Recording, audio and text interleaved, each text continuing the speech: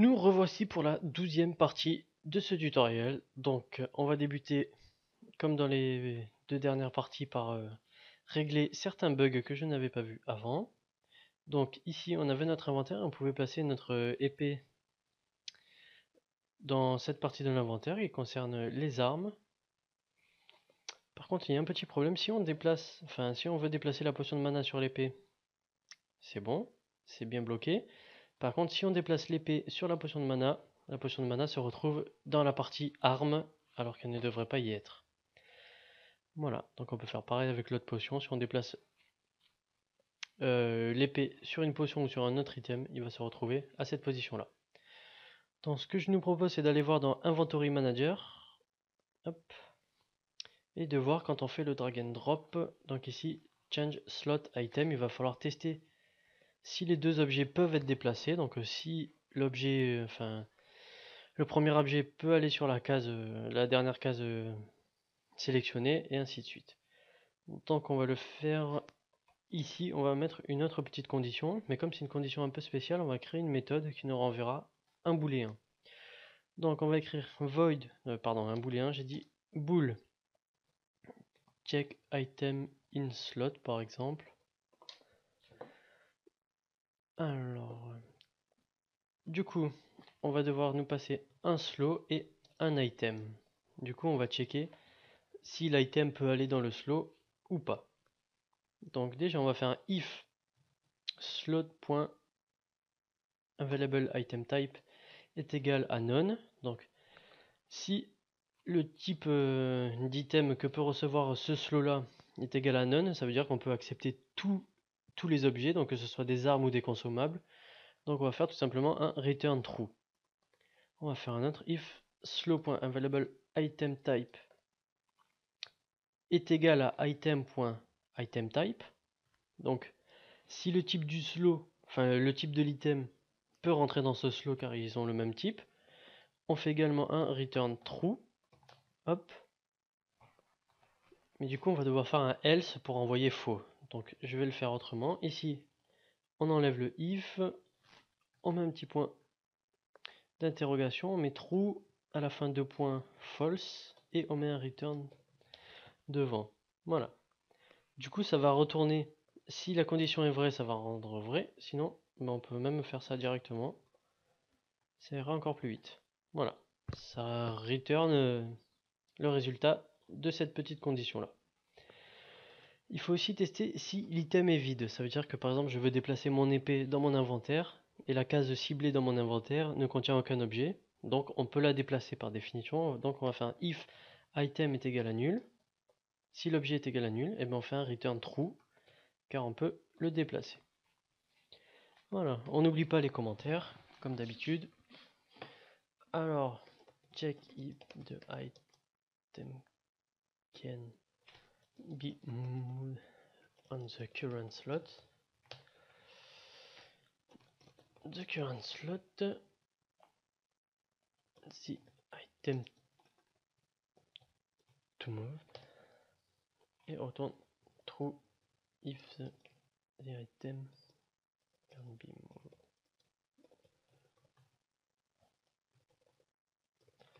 Ok. Du coup ici on va s'en servir, on va faire un petit if. Donc un if qui va retourner rien du tout pour ne pas exécuter le reste de la fonction change slot item. Et ici on va marquer check item in slot. Donc on va checker si le end slot, le start slot, non on va mettre le end slot en premier. Si le end slot peut avoir le start slot.current item. Donc on inverse, donc si c'est pas possible de mettre l'objet du premier slow dans le dernier slow, on arrête la méthode. On va faire également la même chose ici et on met un ou, et ici on va tester si le start slot peut avoir le end slot point current item. Je sais pas si j'ai pas inversé façon, on le verra bien si ça fonctionne pas. Donc, si le endSlot.currentItem peut rentrer dans le start slot, on continue l'exécution de la méthode, sinon on return void, donc ça annulera tout ça. Donc c'est pas bien parce qu'il faut qu'on passe dans le start slot égale nul et endSlot égale nul, donc on va pas faire ça, on va juste l'englober tout ça, hop, et ici on enlève les points d'exclamation, oui, et à la place du ou, on met un et. Donc si les deux sont vrais, on exécute le reste. Donc on va tenter, si je me suis pas trompé. Alors, I, donc j'ai toujours ma potion là, c'est normal. Hop, elle se déplace. On peut échanger de place, ok. La potion, on peut pas la mettre là, l'autre non plus. L'épée, on peut. Si je glisse une potion sur l'épée, ça change pas. Et si je glisse l'épée sur une potion, ben ça change plus, voilà. Donc, voilà, c'est parfait, on peut échanger. Ok, il n'y a pas de souci. Donc on a réussi. Déjà, la première partie. Alors on m'a également signalé un autre petit problème. Donc ici, si on met une arme dans le slot d'armes et qu'on ramasse une autre arme, on peut avoir du coup deux armes. On peut même en avoir trois si on le souhaite. Hop. Du coup ici on en a trois. Donc on va brider ça parce que quand on a checké si une épée existait déjà, on l'a checké que dans cette partie-là et non pas dans les deux dernières cases ici. Donc pour ce faire, on va aller, je cherche. Hop, du coup, ici on a notre slow list et c'est ici quand on fait l'add item que l'on va checker si l'item existe déjà. Donc ici add item, slow list et du coup on teste si l'item existe déjà dans cette liste. Mais dans slow list, il n'y a que les slows qu'on a créés dynamiquement et non pas les autres qui sont déjà présents sur la scène. Donc ce qu'on va faire, c'est dans slot ici, dans la méthode awake, on va mettre ici. Dans la méthode start, on va faire global.inventory manager.slotlist.add this. Ok, je sais pas si ça va être bon ou pas. Dans global, on va décommenter ici notre player pref delete all pour supprimer un peu toutes ces épées dupliquées. Hop, je fais I, j'ai plus rien. Je recommente du coup mon global. Ok. Alors, est-ce que ça a changé quelque chose ou pas du tout? Donc, l'inventaire est vide. Je ramasse une épée. Et c'est pas normal qu'elle soit déjà là, mais bon. Oui, en fait, c'est normal, ouais. Ouais. C'est pas bon ce que j'ai fait en fait dans slot ici, quand je fais global inventory manager.slotlist.add this. En fait, cette petite ligne s'exécute avant la création de tous les slots. Du coup, le premier slot, c'est celui... Hop, le premier ajouté dans la liste, c'est celui-là. Après le deuxième et le troisième, et ça commence par ici. Du coup, ça, il faut pas le mettre ici. Il faut pas le mettre ici. On va le mettre où? Ah, je sais pas comment faire là. Du coup, on va aller dans Slot Manager. Donc, on fait Create Slot. On crée tous les slots dans la méthode Start. On va essayer de le mettre dans la méthode Awake. On va voir. On va voir si ça plante pas tout, parce que ça peut tout changer. Ok, ça a l'air d'être bien. Ça n'a rien affecté. Du coup, la méthode start, on peut l'enlever, parce que c'est vide. On retourne dans slow. Ici, hop. Je vais faire CTRL Z. Voilà, je récupère ma ligne, et du coup, dans le start, je peux remettre exactement ce que j'avais fait. Parce qu'on crée les slows dans la méthode awake, qui s'exécute avant la méthode start. Du coup, dans awake, on crée nos slows, et dans start, on ajoute les deux derniers slows manquants. Du coup, hop, on va aller avant de lancer dans global, supprimer tous les players, bref. On met play, on enlève play, on recommence la ligne, c'est toujours la même chose. Du coup, est-ce que tout est bon? I, c'est vide. Je prends un objet, je l'ai bien à la fin. Enfin, au début, pardon. Maintenant, je vais tenter de mettre l'épée là et d'en ramasser une seconde. Si ça marche, c'est qu'il y a toujours un problème. Voilà, il n'y a pas de souci. Tout fonctionne bien, on peut vraiment ramasser qu'une seule épée. Et on a une petite erreur aussi tant qu'à faire. Donc ça vient de où? On va faire un truc avant, on va checker si dans slot list il n'y a pas déjà ce slow d'ajouter. Donc on va faire un if global.inventorymanager.slotlist.contains this. Hop, on va mettre un petit point d'exclamation ici pour inverser les conditions. Donc si le this, donc si le slow actuel n'est pas contenu dans slot list, on l'ajoute. Sinon, on fait absolument rien. Du coup, on met play. J'ai mon épée ici. Hop, je peux la déplacer. On va tester d'abord dans cet inventaire là. J'avance. J'en ai toujours qu'un. J'ai pas eu d'erreur. Hop. Voilà, toujours pareil. Là, ça fonctionne parfaitement. Donc maintenant, je vais mettre en place les modèles 3D au lieu des cubes et du rectangle ici. Comme je vous avais dit dans les autres vidéos, on va rendre ça un peu plus beau. Donc, je vais créer un GameObject. Je vais l'appeler Object. Hop. Je le positionne toujours pareil. 0, 0, 0. Et je glisse tous mes items à l'intérieur. Quoique je vais les supprimer, mais je vais les glisser quand même dedans. Alors, donc pour vos modèles 3D, vous pouvez prendre ce que vous voulez. Pour ma part, moi, on m'a réalisé 2-3 objets 3D. Donc, je vais les utiliser. Ici, Ills Position, je vais reprendre exactement les mêmes scripts. Donc, Wanted Item. Alors, ici, je vais supprimer l'animator. Je vais mettre un Box Collider. Box Collider, hop. Du coup, on va l'ajuster. Moi, je fais ça rapidement, comme d'habitude. Je fais pas ça précis pour l'instant, parce que je veux juste améliorer notre scène sans pour autant que ça soit magnifique.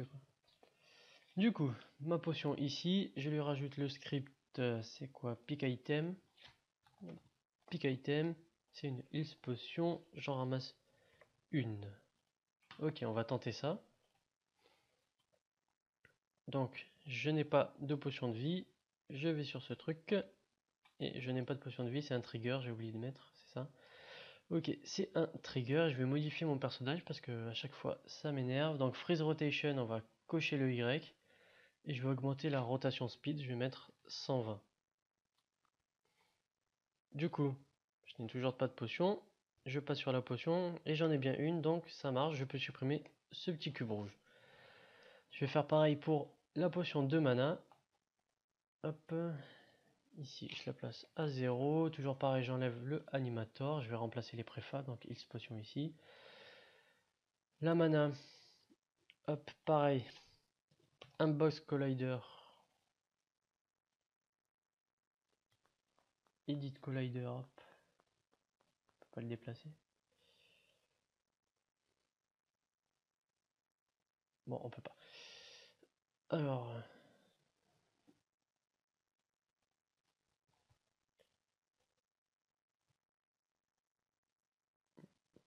voilà, on va le réduire, on va le remonter. Ok, on va laisser comme ça. Et toujours, pick item. On en ramasse toujours une. Et on met mana potion. Et du coup, je le glisse ici. Du coup, ça, on enlève ce cube bleu. Hop. Ma potion de mana, je n'oublie pas de la mettre en histrigger. Du coup, je re-update mon préfab. Voilà, hop. Et pour l'épée, je n'ai pas encore de modèle 3D pour mon épée. Donc je vais la laisser comme ça pour l'instant.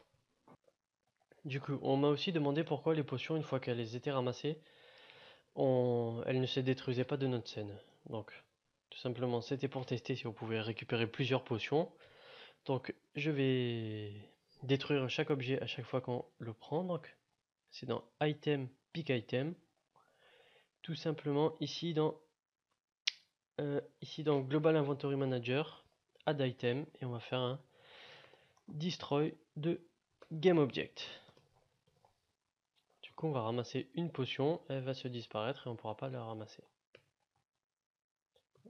Du coup, je vais la dupliquer. Hop, je vais faire pareil pour ça. Je vais les placer un peu n'importe où.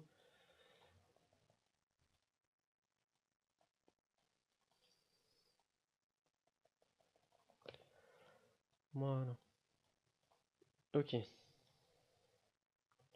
Du coup, est-ce que ça nous détruit bien? Bon, j'ai une potion de soin. Voilà. Chaque fois qu'on ramasse un objet, maintenant, il disparaît. On ne peut plus le ramasser à part si on quitte et on rouvre le jeu. Ok. Du coup, l'épée a disparu de la scène, comme si on l'avait déjà ramassée alors qu'on l'a déjà.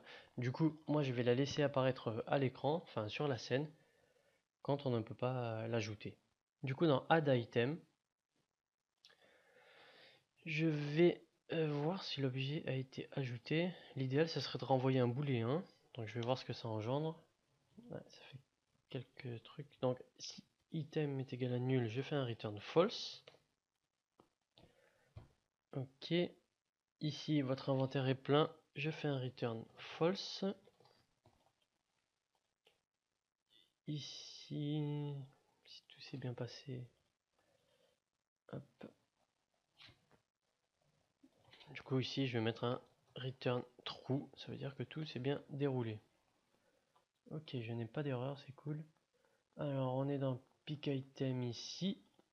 Du coup, on peut récupérer un booléen, le résultat, donc bool result. Et on fait if result. On fait un destroy. Donc voilà, si le résultat est vrai, ça veut dire qu'on a bien pu ajouter notre objet dans l'inventaire. Du coup, on le détruit. Je pense que j'ai oublié un truc. Ouais, c'est ça ici. Si on peut pas porter plus de un objet par exemple, comme notre épée, on va faire un else return false. Voilà, il nous manquait un petit quelque chose. Donc return false, et normalement l'épée devra rester à l'écran car on ne peut plus en porter. Donc je vais essayer avec les autres objets. Voilà, ils se détruisent tous, c'est parfait. Je fais I, ok. Normalement je monte sur l'épée et elle ne se détruit pas, elle ne s'incrémente pas, parce qu'on ne peut pas la ramasser parce qu'on en a déjà une. Ok. Donc c'est déjà fini pour cette 12e partie du tutoriel et n'hésitez pas à mettre un petit like sur ma page Facebook, donc le lien est dans la description et on se retrouve dans la prochaine.